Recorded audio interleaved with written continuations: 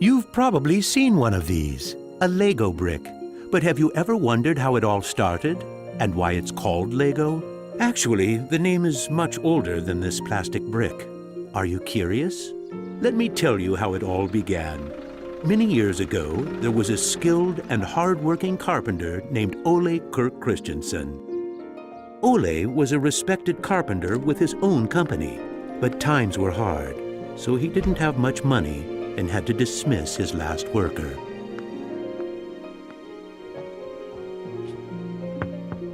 Come on in. I've closed down the workshop and packed my things. Thank you. I suppose I'd better write you a paycheck.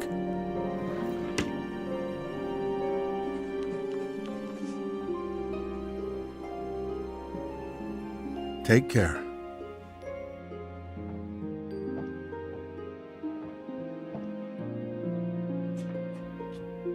Well, that was the last one.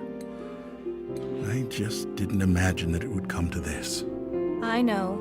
It's hard to understand. But at least now it can't get much worse. But it did get worse. Shortly after, Ole lost his wife. But Ole was a special person. He wasn't the type that gave up. And with the responsibility of his 4 sons, he had to think of something. Ole had gotten an idea, and for him, it never took long to put an idea into action.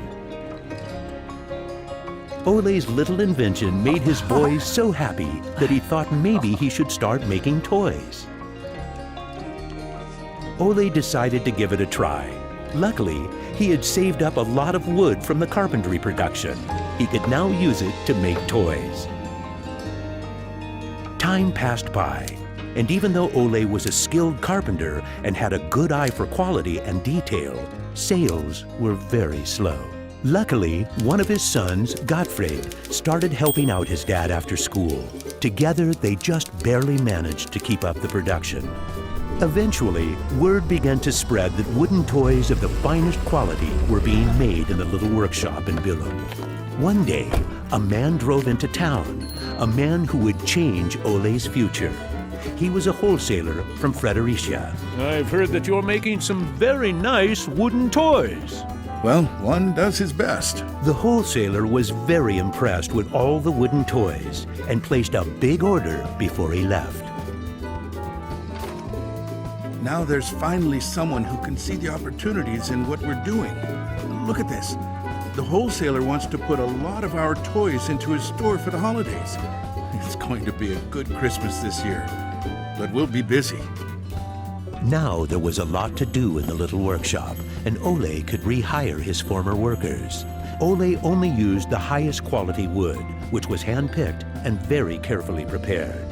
They worked day and night to get the order finished, so the wholesaler could get the toys out in stores before Christmas. Is there something wrong, Dad? I'm afraid that we're in big trouble.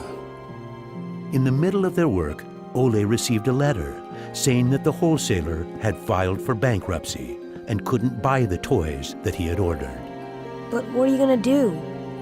What about Christmas? Now we can't even afford food? I'll do it. What are you gonna do, Dad? I'll do it myself. I'll drive around selling the toys. There was no time to lose. Ole packed the car with all the toys and drove off. Ole was a very good toy maker, but was not a very good salesman. He didn't like praising himself or talking about how carefully the toys had been made. But he had to keep trying if he was going to sell anything. This is going to be a blast. Is there anything you're interested in? It looks exciting, but I don't have a lot of money right now. Maybe we could trade and call it even. Well, I would prefer money, but... In the end, he succeeded in selling all the toys. He didn't receive as much money as he had hoped, but the family managed, and they had plenty of food for Christmas. Time passed by, but the toys didn't sell as quickly as they had expected. Ole thought perhaps the company needed a good name. What should it be? It has to be a short word. I want it to convey playing well. In Danish, playing well is called leg godt. What should it be? What should it be? Yeah, if only I could get some sort of a sign.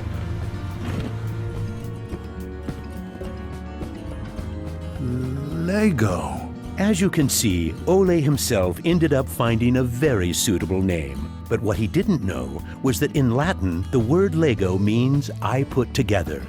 The name Lego was well received, and the company slowly started to move forward. We have made 3,000 crowns this year, and we have more orders than usual. Did you say 3,000 crowns? Then you need to see what I've been looking at. Even though Gottfried wasn't comfortable spending money on a milling machine, he could see that it was useful and that the quality of the toys improved. Could you finish the last batch and get it ready for shipping? I will.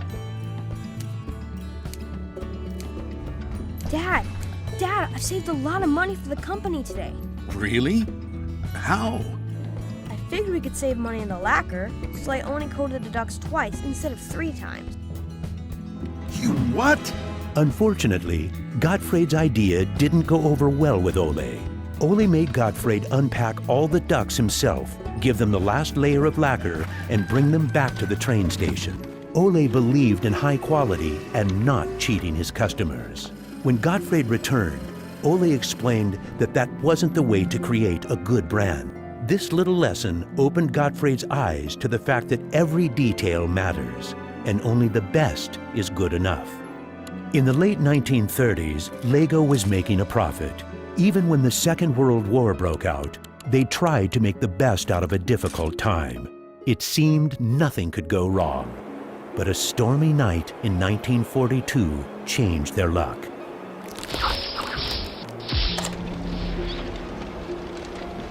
There's a fire! The workshop is on fire! But when the firemen arrived, they were unable to save the workshop. It burned to the ground, and all the drawings and models were destroyed. Ole was beginning to lose hope. All that he had worked for was gone, and he almost lost his company. But being responsible for his children and workers inspired him to rebuild Lego. A new factory was constructed. Soon the production of wooden toys started again. The little company fought its way back into the market. Gradually, the Lego factory began to run smoothly, and Ole started looking for new challenges. One day, he went to Copenhagen to look at a new machine that had just arrived in Denmark. It was a plastic molding machine, and Ole was very excited about it. Should we buy it? It sure is a good bargain, and it will give us a lot of opportunities. Well, it does sound interesting, but it is a lot of money. I'll take that as a yes. When the plastic molding machine finally arrived, Ole started making little plastic teddy bears and rattles. But he still had the plastic bricks that he had received at the fair. There was something about them that he couldn't stop thinking about. And even though no one else could see the potential in them, Ole decided to redesign and put them into production.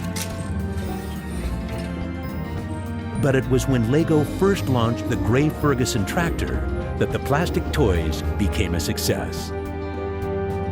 Unfortunately, the sales were dropping during the summer, and the company had too many toys in stock. This can't be right. Of course our products can be sold the whole year, not only for Christmas. Gottfried decided that he would go out and sell the toys himself. Gottfried brought his wife Edith as company and moral support. If you can't get cash, then we need butter and eggs. Well, it wasn't that bad. Gottfried was a success in his trip around the country, which helped Lego to get out of its financial crisis. They reached home just in time for Ole's birthday party. Ole turned 60, and the whole family was gathered to celebrate with him. Well, I guess it was a long trip around the country. Hey, I got an idea. Listen. What about a picture with the 3 generations? Everyone thought that was a good idea, and we were placed on the sofa with all the presents and flowers around us. On a business trip to England, Gottfried met the head of a big shopping center on his way home. They discussed the toy industry, and the conversation would be very important to the future of Lego. Damn this industry. I just think that toys are no good nowadays. What do you mean? I think they're working very well. Oh, they work fine, sure, but there's no system in anything. System? System? There isn't any system. What in the world are you doing, Gottfried? There isn't any system. The toys need an idea and a system built around it. I want to put system into play. Children have only been offered ready-made solutions. They need something different that will strengthen their imagination and creativity. So you're trying to put Lego into a system? Interesting. That same year, Lego started producing the first Lego system of play. Children could now build houses from the Lego bricks. The town plan gave play a realistic town setting, and with this, children learned about traffic safety. My sisters and I could play with the new Lego system for hours. Some people said we were the luckiest children in the world because we grew up in a toy factory. It was a huge breakthrough, and Gottfried decided to try selling it outside of Denmark. The system of play was so popular that they managed to sell it to many countries. Look what I just built! That is really nice, Kel. Even though Lego was meant for only building houses, there was still a lot of opportunities. There was just one problem. I can't lift it up. It keeps falling apart. That made Gottfried wonder. He wanted to find a way to make the Lego bricks stick together, but that was easier said than done. Gottfried noticed that the Lego bricks got a better clutch power with tubes inside. Now it was no longer just bricks, but a whole construction system with endless possibilities. This was groundbreaking for the Lego product. With a child's imagination, Lego could be anything in the world, over and over again. The imagination is the limit. Look, Dad! Now I can build everything! Unfortunately, Ole never got to see how successful the little brick actually became. Gottfried was left on his own, and he had to go through another fire at Lego that destroyed most of the wood production. Just like his father, Gottfried knew that he had to try to get the best out of any situation and never give up. Gottfried took the hard times with his head held high. As sales grew, the company also got bigger. He had to think ahead, and he decided not to resume the production of wooden toys and to only focus on the Lego system. It turned out to be a great decision. Many new models were built, and Lego got stronger in the toy industry. Sir, which one of these do you think is the best? That one. Even though it got busier at Lego, Gottfried still had bigger plans. Now he wanted to build an airport, so it would be easier to sell his toys to the whole world. Like father, like son. It didn't take long to put his idea into action. Only 3 years later, Billund Airport was opened. The many guests and business connections who visited the company always wanted to see the modeling department. Gradually, it got so crowded that it was hard for the employees to keep up their work. I think we better wait a while. Gottfried could see that something had to be done. He needed a bigger place to display the Lego models. I don't want to interrupt, so I'll just put this package of our new Lego train on the table. Just put it there. Train?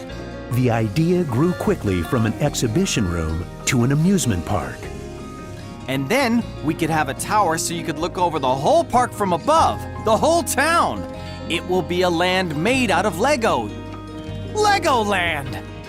Well, it looks interesting, but how many visitors are you actually counting on? Well, I guess, 200, 300,000? 300,000! Even though it sounded like a lot, my dad was actually pretty far off the mark. There were 600,000 guests the very first year. My family and I were there to greet the guests. We've kept up this tradition ever since.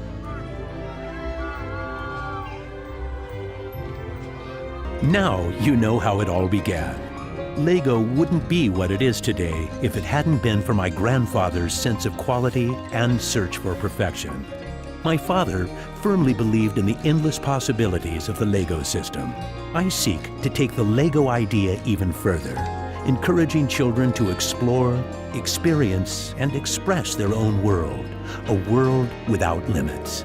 And we are still convinced that only the best is good enough, because children deserve the best.